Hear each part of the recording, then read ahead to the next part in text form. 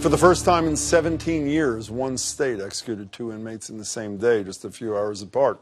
Marcel Williams and Jack Jones were both convicted murderers and were put to death last night in Arkansas after a series of last-ditch efforts to stop them failed. Last week, the state executed Liddell Lee as part of its effort to carry out the death sentences of 8 inmates in all before the supply of sedatives used in lethal injections there expires on Sunday. Lawyers for the 8 inmates had argued all the way up to the Supreme Court that these executions should not be rushed forward, but newest Justice Neil Gorsuch cast the tie-breaking vote, clearing the way for the sentences to be carried out. So far, 3 have been. 1 more is scheduled for Thursday. But is there something wrong with this picture? Joining me are former Suffolk County Sheriff and Secretary of Public Safety for the Commonwealth, Andrew Cabral. Good to see you. Nice to and see Harvard Medical School anesthesiologist, Dr. David Weisel, who has testified as an expert witness in lethal injection cases. Good to see you, Doctor. Let me start with you. I know you're anti-death penalty, Andrea, but it's the law of Arkansas. And in that light, if one drug, I think my understanding, you'll correct me if I'm wrong, the first drug in the so-called cocktail of 3 is about to expire, it's the law of the state. Why shouldn't they use that as a criterion to move ahead with the executions? Because it's completely arbitrary. And when you're making a decision about whether the government as a state actor will properly be putting someone to death, whether or not a drug is past its expiration date ought not to be one of the things. But they made that decision already. The decision was that these men should be executed for their crimes. Right, but the speed with which that happens and the reasons are exactly what Justice Breyer was talking about the sort of arbitrary nature of why we feel we have to do it now versus later. That is what he said. Midazolam is this drug, and just correct me if I'm wrong, that's the one that sedates, and then they have one that paralyzes, and then one that stops the heart. Is that the way it works? That is correct. Okay, so the first time it's been used, I think, since this Clayton Lockett thing in Oklahoma that was botched in 2014, the Supreme Court in the intervening years has said it is not cruel and unusual, the use of this drug. Are they right or are they wrong? Well, it has been used since then. And it has where? It has in Georgia. Okay, it's been outlawed in Kentucky, Arizona, and Florida, though, during that same period. Outlaw might be too strong a term. Arizona has agreed not to use it. The issue with it is when you're using it with a muscle relaxant, the second drug that paralyzes you, there's no way of knowing if the inmate is in distress, if it's working.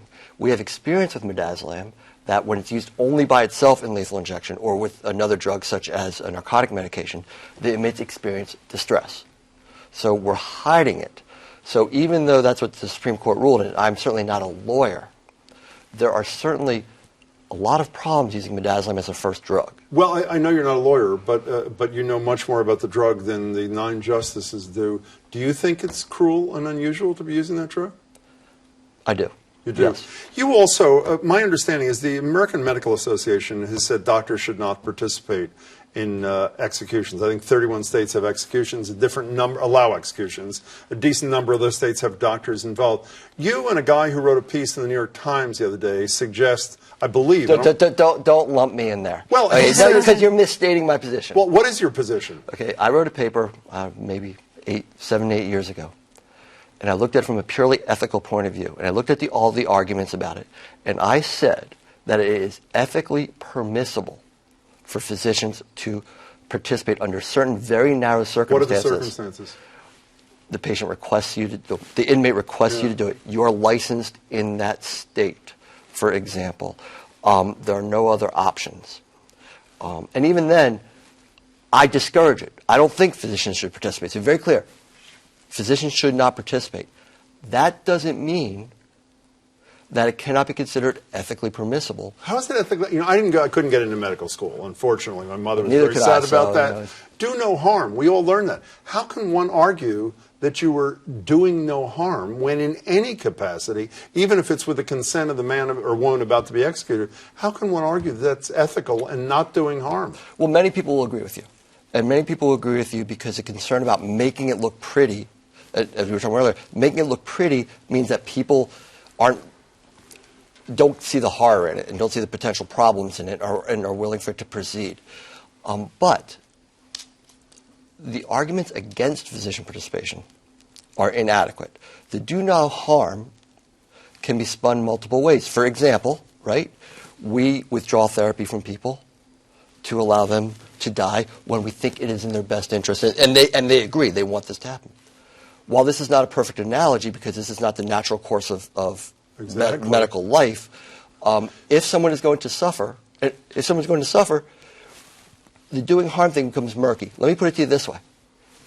If you had a son and he were falsely accused of a penalty and getting the death penalty, who do you want doing this? Do you want an anesthesiologist or do you want someone else? Do you agree with him? I do agree with him, but I also think that the fact that we are putting our professionals, our corrections people, and numerous others through unimaginable ethical struggles and questions around this is more evidence to me, solid evidence about why we ought not to be doing it in the first place. And I completely agree with the doctor that if we're honest with ourselves, we don't want the person that we're killing to appear to be in pain, and we're doing that for the people who are witnessing it, for the people who are carrying out the execution, but we don't actually care whether or not that person is in pain. Speaking of not care, can you try to explain to me, I mean, you've been in the criminal justice system your whole life, why 60% of Americans last year in a Gallup poll said they favor the death penalty. It's down from 20 years before, 1994, 80%, but it's up dramatically from 50 years ago when it was 42% only that supported the death penalty. Why are we the outlier in the Western world? As you know, we're in the top 7 with China, Iran, Iraq, Egypt, all these nations we don't embrace for their human rights behavior. Why are we the outlier in the United States?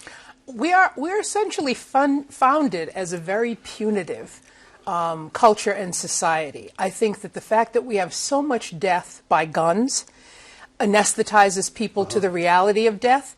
And I've always said, I understand the impulse to want to take a person's life because what they've done is just completely horrific, almost in many cases unspeakable. But the government as an actor doing that is always going to be imperfect because people are imperfect. And if you end up executing an innocent, even if you've gotten it right on 1,000 guilty people, you failed as a government doing that. But I think people think it's okay. Look at the way we sort of supposedly conquered the West. We essentially annihilated an entire race of people, and we did it with guns, and we did it by shooting people up. And that's the kind of society that we actually are. Why do you think we support the death? 6 out of 10 of us support the death penalty, Doctor. I think that people don't give it much thought. And I think that people don't know the facts behind it. And I'm not sure I know the facts behind it in terms of societal benefits, societal harm.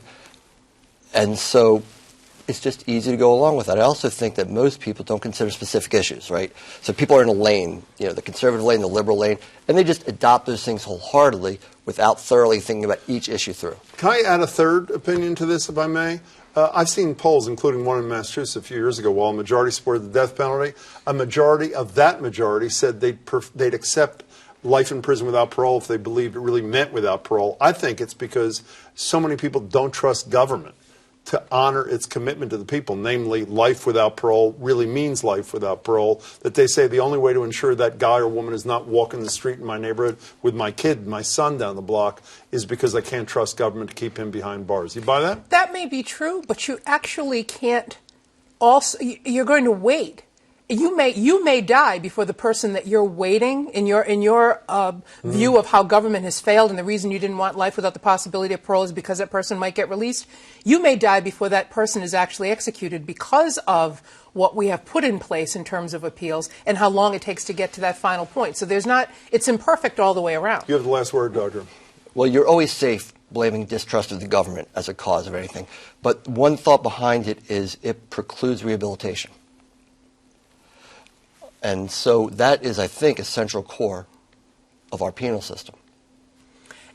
People feel about rehabilitation two ways. When they can see someone in front of them, even if that person has done horrific things, and can see that that person has made progress and they can believe in that, then they're for rehabilitation. If you simply give them something to read that tells them what that person has done, and you tell them no more about that person, they will say, yes, that person deserves to die. What's wrong with saying, I don't want to see that person rehabilitated. I want to see him or her behind bars for the rest of their life. I don't want to know if they're a recidivist. Keep them in there. Lock them up. There's nothing wrong with that at all. But we're talking about government carrying that out. Like I said, I understand the impulse. I dealt with people my entire career who have done some of the worst things that you could ever imagine.